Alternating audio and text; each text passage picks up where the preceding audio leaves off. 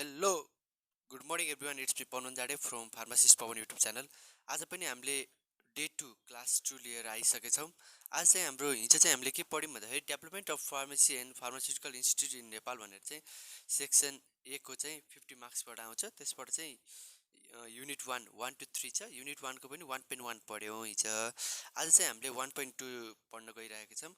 1.2 मा चाहिँ के छ भन्दाखेरि ड्रग एक्ट भनेको के हो, अनि production sale distribution export import सबै कुरा आइहाल्छ त्यसैमा। त्यो चाहिँ कसरी गर्ने के प्रोसेस छ भनेर चाहिँ यसबाट चाहिँ यो युनिट 1 टु 3 बाट चाहिँ 6वटा सर्ट क्वेसन र 2टा लङ क्वेसन सोध्छ र 1.2 बाट चाहिँ लङ क्वेसन सोध्ने चान्स छ। लङ क्वेसन नत्र सर्ट क्वेसन चाहिँ स्योर नै आउँछ है ड्रग एक्टबाट। अनि अब ड्रग एक्ट चाहिँ कहिले पब्लिस भएको भनेर चाहिँ यो एमसिक्यू को लागि चाहिँ धेरै इम्पोर्टेन्ट क्वेसन हो है। ड्रग एक्ट पब्लिसन डेट भनेपछि 2035 हो। ड्रग एक्ट भनेको सबैलाई थाहा नै छ, तर पनि एक्ज्याक्ट डेट कति हो भनेपछि 7/8/2035 7 महिना 8 गते है। अनि त्यसपछि इङ्ग्लिस डेटमा चाहिँ के भयो भन्दा 1978 अक्टोबर 27 है। अनि ड्रग एक्ट फर्स्ट एमेन्डेड भएको कहिले भन्दाखेरि लागु भन्छ एमेन्डेड भनेको त्यो चाहिँ कहिले भयो भने 45 मा भयो, 2045 मा भयो। अनि सेकेन्ड चाहिँ कहिले भयो 2057 मा भयो है। अनि प्रेम्बल अफ ड्रग एक्ट भनेर पनि लेख्न आइरहेको हुन्छ। प्रेम्बल भन्ने कुरा चाहिँ हामीले हिजो नै पढेको ड्रग एक्टको प्रेम्बल, र आज पनि म भन्छु। प्रेम्बलमा 3वटा कुरा हुन्छ, to prevent the misuse or abuse of drugs and allied pharmaceutical substance.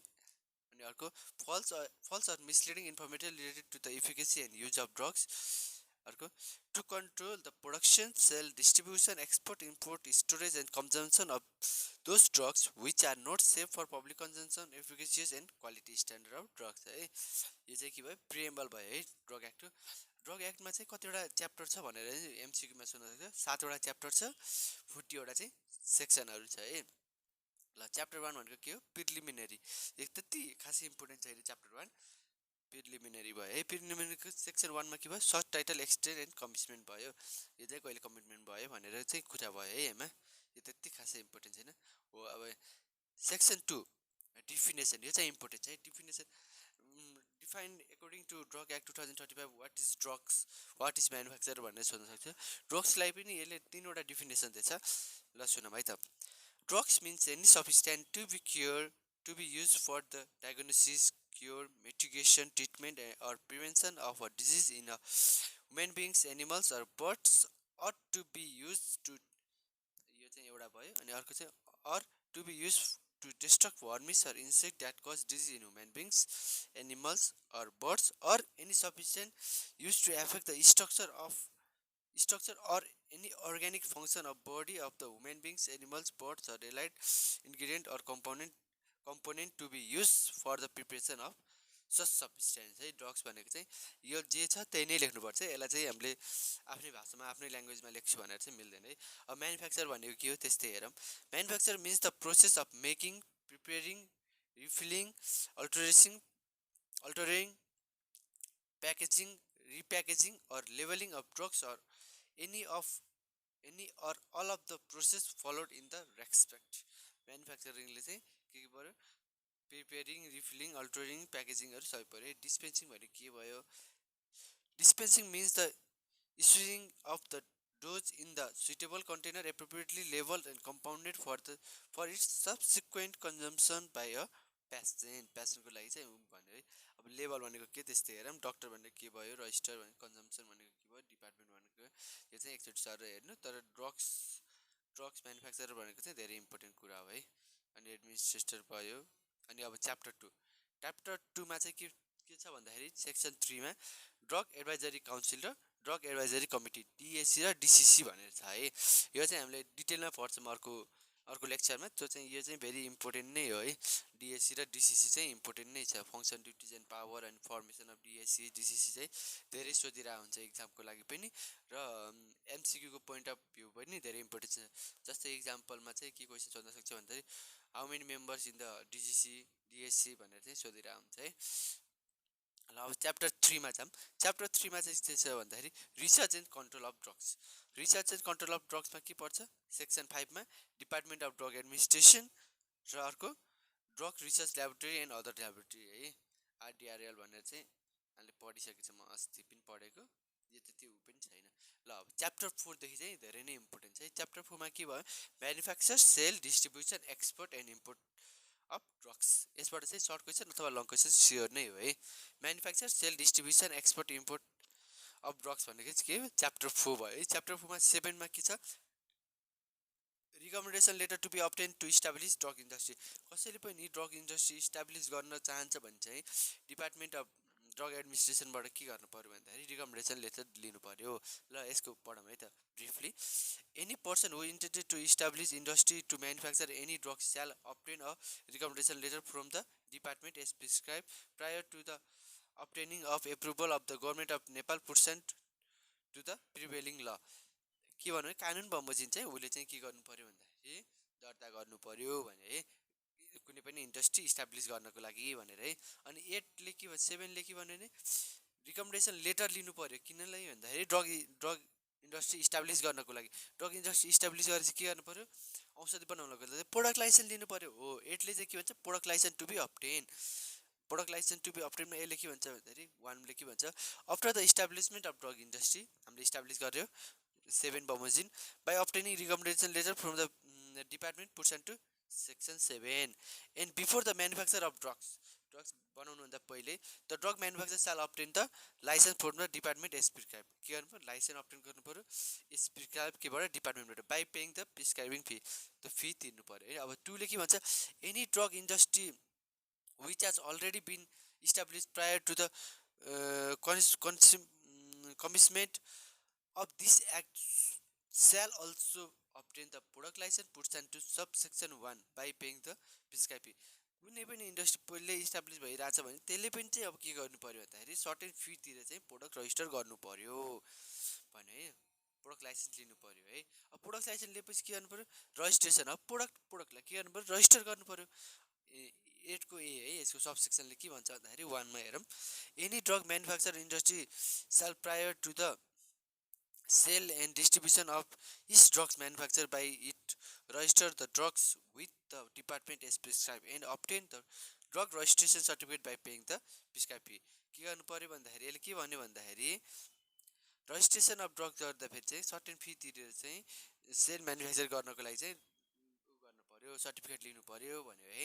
अनि 2मा के भन्छ, any person who intended to import a drugs sale prior to its importation get is drugs of the licence company which it intended to import register with the department as prescribe and obtain the registration licence by paying the prescribe fee भन्थे, registration licence लिनु पर्यो prescribe fee तिरेर भने। अब 9 नम्बरमा के भन्छ भन्दाखेरि सेक्सन 9मा 4 है, recommendation letter to be obtain for exportation and or importation of drugs भनेपछि के गर्नु पर्यो, ल्याउन र पठाउनको लागि चाहिँ के गर्नु पर्यो, रिकमेन्डेसन लेटर लिनु पर्यो। Any person who intended to import or export of drugs shall prior to obtain the export import licence pursuant to the prevailing law obtaining the recommendation letter from the department as prescribe on payment of the prescribing fee. के गर्नु पर्यो, कुनै पनि औषधिलाई बेच्न किन्नको लागि चाहिँ recommendation letter लिनु पर्यो। अनि के भन्छ अर्को 10मा हेरौँ, registration of name for sale and distribution of drugs, नाम दर्ता गर्नु पर्यो, कुनै पनि औषधि सेल एन्ड डिस्ट्रिब्युट गर्नु पर्यो। Any person who sell or distribute the drugs get his her name and shop or firm register with the department as prescribe and obtain the certificate on payment of the prescribing fee. कुनै पनि औषधि बेचबिखन गर्नको लागि चाहिँ register गर्नु पर्यो name. अनि अर्को के भने सेल, अनि 10को एमा चाहिँ के भन्छ सबसेक्सनले, sale and distribution of registered drugs only. त्यो भने any person who has obtain the certificate pursuant to section 10 registration of name for sale and distribution of drugs and distribution only the drugs register pursuant to section A. Section एमा के भन्छ, registration of drugs भन्ने थियौँ नि, sale and distribution of registered drugs only भनेर हो, त्यो चाहिँ 10को ए चाहिँ sale and distribution of registered drugs only 10मा भन्यो नि। सेक्सन 8को एमा के भनेको थियो भन्दाखेरि अघि रजिस्ट्रेसन अफ ड्रग्स, जुन चाहिँ ड्रग्स रजिस्टर भएको छ त्यसलाई मात्रै सेल एन्ड डिस्ट्रिब्युसन गर्ने भन्यो है। 11मा के भन्यो भन्दाखेरि validity period and renewal of product licence recommendation letter and certificate. त्यसलाई के भन्यो, अब उसलाई चाहिँ रिकमेन्डेसन लाइसेन्सलाई चाहिँ के गर्नु पर्यो, गर्नु पर्यो, रिन्यू गर्नु पर्यो। The licence is prefer to the section A, the certificate is prescribe to the 2 in section 8A, the recommendation letter as preferred in the section 9 and the certificate is referred to the to in section 10 shall remain valid for 2 years from the date of issue. पहिला चाहिँ के हुन्छ 2 years हुन्छ, त्यसपछि 1 year हुन्छ, त्यो चाहिँ renew गर्ने भने है. यसमा चाहिँ के भन्ने सोच्छ भने right the process of manufacture distribution export import process भन्यो भने चाहिँ सेक्सन 4 को च्याप्टर 4 को चाहिँ लेख्नु पर्यो है. क्वालिटी स्ट्यान्डर्ड अफ ड्रग चाहिँ च्याप्टर 5, यो पनि इम्पोर्टेन्ट छ. च्याप्टर 4 5 धेरै इम्पोर्टेन्ट छ. क्वालिटी स्ट्यान्डर्ड अफ ड्रग्स कसरी गर्ने भन्दाखेरि 12 मा के भन्छ, drug to be safe for public consumption efficacious and quality standard of drugs. कुनै पनि मेडिसिन हामीले म्यानुफ्याक्चर गर्ने बेला त्यो चाहिँ के हुनु पर्यो, पब्लिक कन्जम्सनको लागि इफिकेस हुनु पर्यो, क्वालिटी स्ट्यान्डर्ड हुनु पर्यो भनेर चाहिँ हामीले क्वालिटी मेन्टेन गर्नुपर्छ भन्छ है. अनि 13 ले के भन्छ चाहिँ provision on manufacture sale distribution export import storage or consumption of drugs which are not conforming to prescribe standard भन्छ. कुनै पनि कम्पनी कुनै पनि मेडिसिनहरू बिलो स्ट्यान्डर्ड छ भने त्यसलाई चाहिँ प्रोफिट गर्नु पर्यो, म्यानुफ्याक्चर गर्न दिनु भएन, सेल्स गर्न दिनु भएन, डिस्ट्रिब्युसन गर्नु भएन, जुन चाहिँ पब्लिक कन्जम्सनलाई हार्मफुल गर्छ त्यो चाहिँ बनाउनु भएन भने. अब 12 ले के 14 ले के भन्छ भन्दाखेरि return the drug which are not safe for public consumption efficacious and quality standard of drug. जुन पनि मार्केटमा आइसकेछ ड्रग्स, त्यो ड्रग चाहिँ यदि पब्लिक कन्जम्सनमा क्वालिटीको छैन, इफिकेसियस छैन, क्वालिटी स्ट्यान्डर्डको छैन भने चाहिँ त्यो ड्रग चाहिँ मार्केटबाट पनि विथड्र गर्नु पर्यो, रिटर्न गर्नु पर्यो भने है. यसमा चाहिँ ब्रिफली यो आफैले पढ्दा पनि हुन्छ है. अनि प्रोभिजन अन कम्पेन्सेसन, अब यो पढौँ है त. If a drug manufacture in such a manner that it is not safe for public consumption efficacious and of quality standard result in the death or cause injury of the health of any person, the drug manufacturer shall be responsible for it and provide compensation as prescribed to the successor to the deceasor of the such death and to the person in the event of such injury. के भने provision of compensation भनेको if drug म्यानुफ्याक्चरले कुनै drugs manufacture गर्यो, त्यो खाएर चाहिँ if कुनै पेसेन्टलाई हेल्थ इन्जुरी भयो, डेथ भयो अथवा कुनै अर्गन ड्यामेज भयो भने चाहिँ उसले चाहिँ कम्पेन्सेसन भन्छ, उसले चाहिँ सजाय तिर्नु पर्यो, आई मिन पैसाहरू पेहरू गर्नु पर्यो भने. अनि submission of letter of guarantee to डिपार्टमेन्टलाई चाहिँ के गर्नु, लेटर अफ ग्यारेन्टी चाहिँ बुझाउनु पर्यो है. अब यो 17 है, सेक्सन 17 मा चाहिँ धेरै इम्पोर्टेन्ट छ. Categorisation of drugs according to drugs act right. The categorisation of drugs भनेर नि सोध्न सक्छ है, 5 मार्क छ. यो पढौँ. द ड्रग्स अनि क्याटेगोराइजेसन अफ ड्रग्सको 1 नम्बर हेरौँ है त. The drugs may be classify into categories and sub categories as prescribe 1 नम्बरमा. अब 2 नम्बर के no person shall sell or distribute such drugs without a prescription of doctor as categorized not to be sold or distributed without such prescription pursuant to subsection 1. The pharmacist or pharmacist assistants or professional person himself shall sell or distribute such drugs on prescription of the doctor, and the presence of pharmacist or assistant pharmacist or professional person shall be compulsory where a person other than the doctor, pharmacy assistants or professional person sell or distribute the such drugs. भने के भन्नु भन्दाखेरि त्यो ड्रग्सहरू prescription गर्नको प्रिस्क्रिप्सनको ड्रग्सहरू dispense गर्नको लागि चाहिँ pharmacist or pharmacist assistant or सब क्याटेगोरीमा भएको ड्रग्सहरूले चाहिँ pharmacist or pharmacist or professional पर्सनले चाहिँ डिस्पेन्स गर्न पाउँछ, या उसको अन्डरमा चाहिँ उसले बेच्न पाउँछ, मान्छेले बेच्न पाउँछ, फार्मासिस्ट एसिस्टेन्ट फार्मासिस्ट र प्रोफेसनल पर्सनको अन्डरमा भनेर. अब च्याप्टर 3 ले के भन्छ भन्दाखेरि the drugs categorise as to be sold or distribute only in presence of pharmacist or assistant pharmacist or professional person or any of them while making categorisation pursuant to subsection 2 may be sold or distribute only by them or in presence of them. के भन्यो भन्दाखेरि त्यो drugs चाहिँ जुन subsection 2 अनुसार चाहिँ pharmacist or assistant professional person or any of them while making the categorisation of person should be sold or distribute in presence of उनको प्रेजेन्समा पनि बेच्न मिल्यो. अनि 4 मा के भन्छ any seller may based on experiment. हो यसैले गर्दा चाहिँ हाम्रो डिडिए चाहिँ उ छ कि फार्मेसी चाहिँ विक भएको एक्सपिरियन्सको आधारमा पनि उसले बेच्न मिल्ने, सेल इन द रिजनेबल क्वान्टिटीमा बेच्न मिल्ने भन्ने हो. अनि 18 मा के छ provision on misuse or abuse of drugs. कसैले पनि मिसयुज अर एब्युज गर्नु पाइएन ड्रग्सहरू.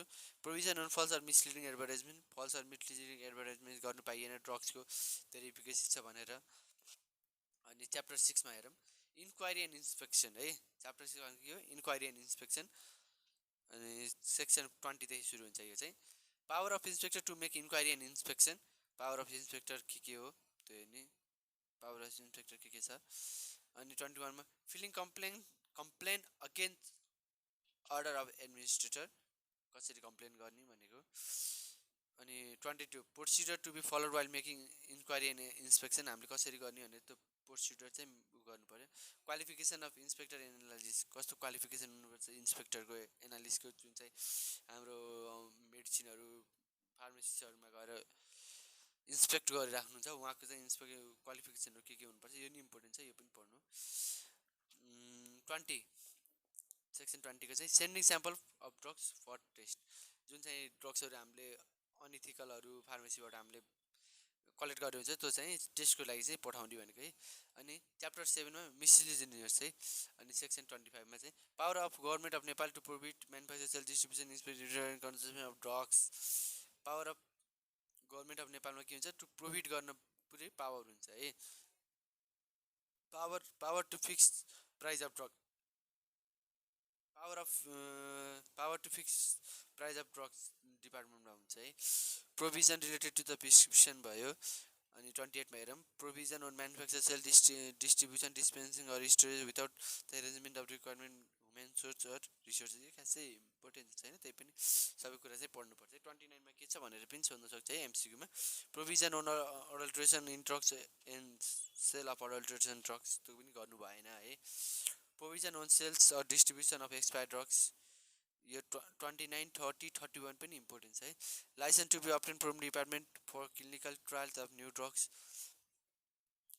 Disclosure of systems of drugs and other particles with manufacturing drugs 33 चाहिँ धेरै इम्पोर्टेन्ट है narcotic and poisonous drug to be keep safely narcotic and poisonous कतिमा पर्छ 33 मा पर्छ 1 मा हेरौँ a clear label shall be put on the prescription narcotic and poisonous drugs and such drugs should be kept safely के भन्नु label हुनु पर्यो अनि त्यो ड्रग्सलाई चाहिँ के गर्नु किप सेफली चाहिँ किप गर्नु पर्यो 2 मा के भन्छ any person who sell and distribute the narcotic and poisonous drugs as refer to subsection 1 shall maintain record of the narcotic and poisonous drugs के गर्नु पर्यो रेकर्ड गर्नु पर्यो poisonous drugs sold or distribute by him or her in the prescription format in a prescription related to the narcotic and poisonous drugs written by the doctor shall be attached with that के गर्नु पर्यो प्रिस्क्रिप्सनलाई पनि attach गरेर राख्नु पर्यो photocopy गरेर चाहिँ भन्छ है नार्कोटिक एन्ड पोइजनस ड्रग्स अनि पेनाल्टिज यो पनि धेरै इम्पोर्टेन्ट छ पेनाल्टिज भनेको के भन्दाखेरि कुनै पनि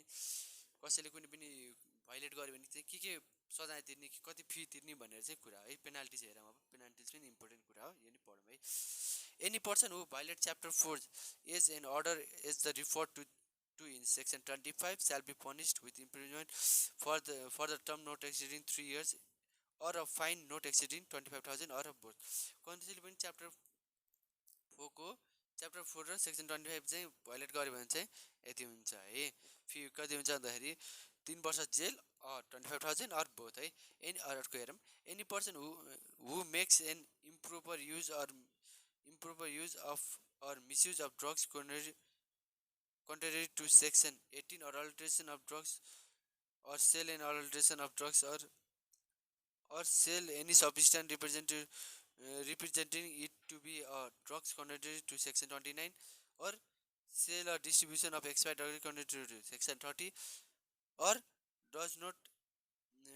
does any act to section 33 shall be punished के भयो भन्दाखेरि section 18 20 18 19 18 29 30 र 33 को चाहिँ भाइलेट गर्यो भने के हुन्छ त in the event of possible of the risk of claiming life मान्छे नै मर्यो भने चाहिँ के हुन्छ भन्दाखेरि मान्छेको डेथै भयो भने चाहिँ 10 इयर्ससम्म जेल हुन्छ अनि फाइन हुन्छ अरु नोट एक्सिडिङ 10 इयर्स है अर्को इभेन्टमा in the event of possible of disimprovement or derive of the capacity of any organ कुनै अर्गनहरु ड्यामेज भयो भने चाहिँ के छ 10 years not exceeding 10 years and fine हुन्छ है 10 इयर्स एन्ड फाइन उमा चाहिँ 10 इयर्स एन्ड फाइन हुन्छ एमा चाहिँ 10 years or fine not exceeding 10 years and fine and in condition of improvement of for the not exceeding अरु कन्डिसन भयो भने चाहिँ के हुन्छ त not exceeding 5 years or fine or both है अनि अब 3 मा के भन्छ त except As mentioned in subsection 1 and 2, a person who commit any contrary to the sex act or this rule frame under the act shall be punished with the imprisonment not exceeding 1 years or fine not exceeding 5,000 or both भने है। यो चाहिँ के भयो, यदि कुनै माथिको कुनै पनि भएन भने चाहिँ 1 वर्ष जेल और 5,000 रुपिस जरिमाना भने। 35 मा के छ, ceiling of fine and improvement in lieu of the fine है, लिउ इन फाइन है, fine. Right to register patent of drugs है, रजिस्टर गर्नु पर्यो, डिक्लेरेसन अफ अथोरिटी गर्नु पर्यो 37 मा। 38 मा गभर्नमेन्ट टु बी प्यान्टिफ हुनु पर्यो। अनि 39 मा investigation and ceiling of case, यो पनि इम्पोर्टेन्ट छ है, investigation and ceiling of case.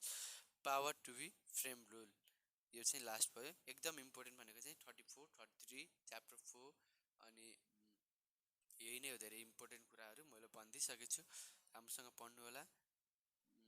आजको क्लासलाई हामीले यहीँ अन्त्य गर्छौँ। Thank you so much, keep loving guys, keep supporting, please subscribe my YouTube channel. Thank you for today, thank you so much, love you.